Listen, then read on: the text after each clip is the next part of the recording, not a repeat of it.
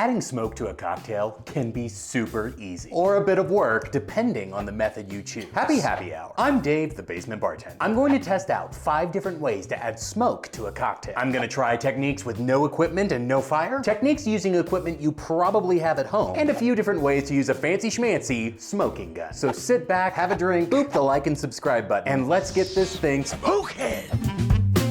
If you're new to my channel, you should know I'm not a bartender. I have no culinary experience. I'm just a guy who likes to drink. Smoked cocktails are one of those things I've always been interested in, but a little intimidated by. You ain't never done this before, huh? But what's the worst that could happen? An update on a fire that destroyed a home in Jefferson County last week. Legal disclaimer. Basement bartender content is for entertainment purposes only. Any techniques used to add smoke to cocktails should be done so using appropriate fire safety. Please don't sue me. Back to booze. The general consensus on smoking cocktails is that you should avoid cream-based ingredients. Milk, coconut cream liqueurs, that kind of thing. Avoid clear spirits. While tequila is a bit of a coin flip, smoke can be a bit too harsh of a flavor to add to gin, vodka, or white rum. Whiskey is a great place to start, especially when you consider smoke is often used as a descriptor of whiskey. Kind of smoky with a hint of aged cedar. And do you guys taste the difference between this and $10 Scotch? Not at all. I want to cut mine with Red Bull. For this experiment, I'm going to make a Godfather, which is an old-fashioned variation using Scotch and Amaretto. My base spirit will be Johnny Walker Black. It's just a good old mix-and Scotch that has a light smoke flavor right out of the box, with subtle fruit tones like apricot and peach. Combine 2 ounces of a blended Scotch, 1/3 of an ounce of Amaretto Liqueuer, a few dashes to bring out those fruity notes, and stir over ice for 30 revolutions. Pour over ice, express some orange oil, and garnish with an orange peel. It's very simple, delicious, and has just a hint of smokiness from the get-go. Now for the fun part. The first method to add smoke flavor is going to be using a very heavy peated Scotch. Barley grown on the island of Islay has more exposure to water compared to barley grown on mainland Scotland. Whether it's rain or ocean mist, the grain gets wet. Islay distillers rely on